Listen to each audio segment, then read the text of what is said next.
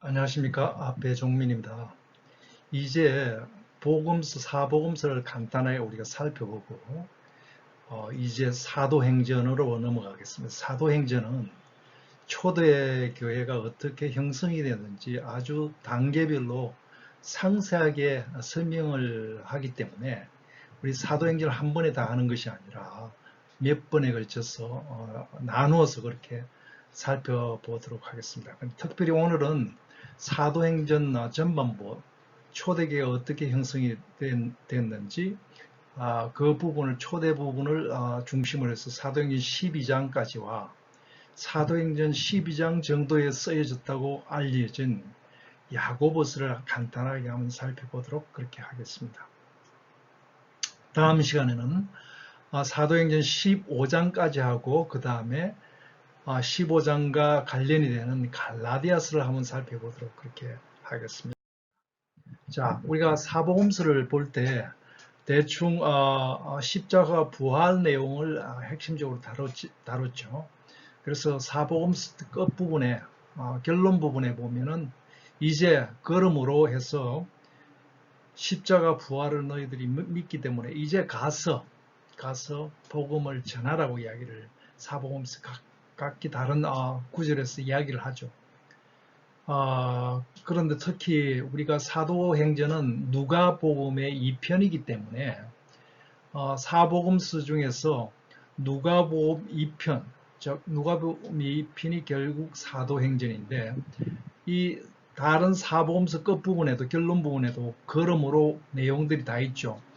그리고 특별히 누가복음에서는 누가복음 그리고 사도행전 첫 번째를 보면은 그러므로 복음서를 기준으로 해서 성령이 오시면은 너희들이 성령과 함께 동행을 해야 된다. 성령과 함께 동행하면서 복음을 전파를 해야 된다는 이야기가 사도행전 초반에 나오죠. 그렇기 때문에 사도행전을 우리가 이야기할 때는 바로 성령 행전이라고 하죠.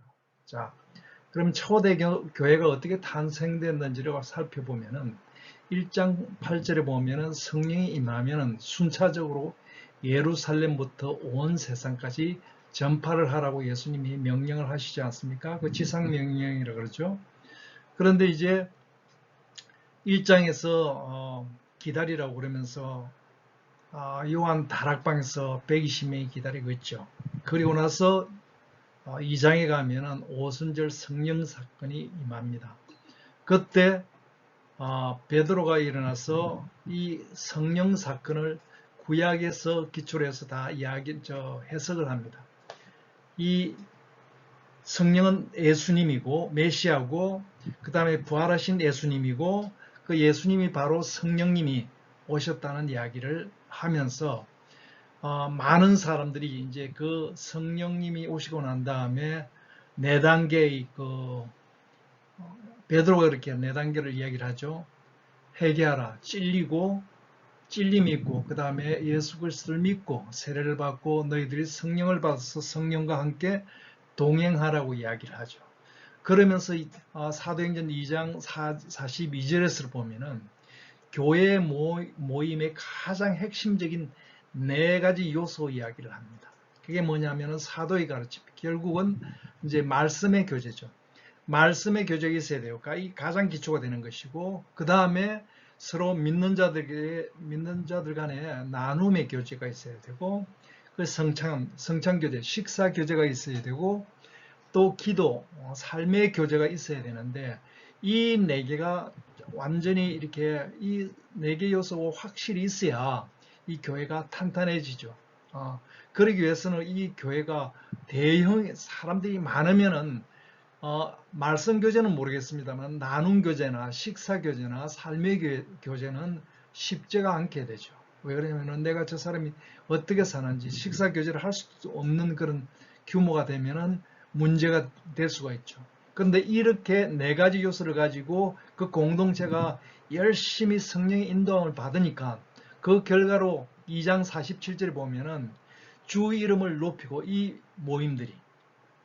모임에 참가하는 사람들이 그리고 온 백성의 칭송을 받는데 믿는 사람뿐만 아니라 믿지 않는 다른 사람 온 백성의 다른 세상 사람들한테도 칭송을 받더라고 이야기를 2장 47절에서 이야기합니다. 그래서 12장까지 쭉 보면 이 모델 교회가 어디냐 하면 바로 예루살렘 모교회가 아니라 안디옥 교회, 이방 교회죠. 안디옥 교회가 교회에 있는 사람들을 보면서 이 모델 교회라고 생각을 하죠. 그래서 이때부터 사람들이 주변에 있는 믿는 사람, 믿지 않는 사람들이 이 모임에 있는 사람, 회원들을 뭐라고 그러냐면은 처음으로 크리스티안이라고 불렀다고 이야기가 나오죠. 예. 자, 그럼 사도행전 1장에서 12장까지 간단하게만 살펴보겠습니다. 1장에 보면은 예수님이 성천하시면서 기다리라 그러죠. 2장에 가면 오순절 성령 사건에 와서 오순절 성령 사건을 베드로가 해설하면서 초대교회의 핵심 내용 4가지 요소 이야기를 합니다. 그래서 3장, 4장 가면은 그동안에 예수님 십자가 부활 사건까지는 굉장히 겁먹던 제자들이 완전히 달라진 그런 성령 인도함을 봐서 달라진 모습을 3, 4장에서 이야기를 하고 5, 6장에는 삶의 우선순위가 완전히 바뀝니다. 자기가 모든 가지고 있던 것을 다 나누면서 공동체가 본격적으로 이제 확장이 됩니다. 그리고 7장에 가서는 뭐냐면 스데반이 기존에 있던 구약에 기초로 한 그런 종교 지도자들을 굉장히 공격을 합니다. 그래서 스데반은 성령의 인도함을 받아서 나중에 여기서 핍박을 받아서 죽습니다. 이때 비로소 이때까지 사실 한 5년이 지났는데도 불구하고 예수님이 1장 8절에서 이야기하는 너희는 성령이 임하면은 온 유대와 사마리아와 땅끝까지 전도를 하라는데 사실 7장까지는 움직이지 않았다는 이야기가 있어요. 이제 8장 가면 비로소 이제 사도들이 움직이기 시작합니다. 전부 다 성령의 인도함을 받아가죠. 이제 9장하고 10장부터는 이제 9장하고 10장에는 굉장히 중요한 게 나오는데 이제 초대교회의 리더십이 좀 체인지가 되는 듯한 이런 이야기가 나오죠. 9장에는 드디어 유대인이면서 핍박을 한 바울이 나타나고 10장에는 베드로가 나타나는데 바울은 유대인에서 기독교인으로 메시아관이 완전히 이제 바뀌는 그런 결정적인 순간이 나오고 예수님 만나면서 10장에는 전통적인 유대인인 베드로가 이방인을 이렇게 성령의 인도함을 받아갖고 이방인을 인정하는 장면이 10장에 나옵니다. 그리고 드디어 11장에는 사울하고 바나바가 예루살렘 교회가 아니라 안디옥 교회에서 본격적으로 선교 사역을 시작하는 이야기가 나옵니다.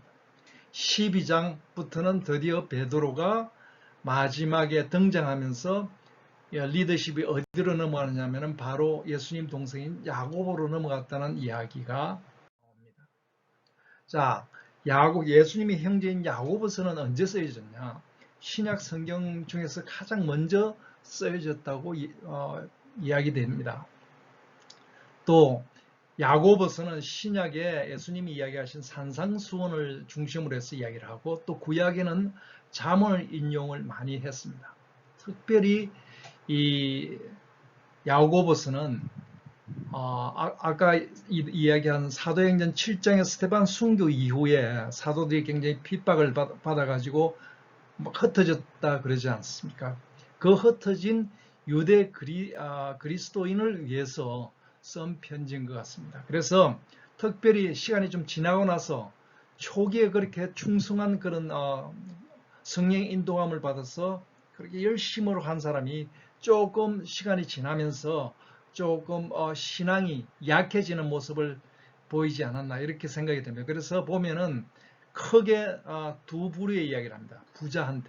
부자에게 그리고 또 누구냐면 교사하고 장로한테 이야기를 하는데 부자한테는 교만하지 마라.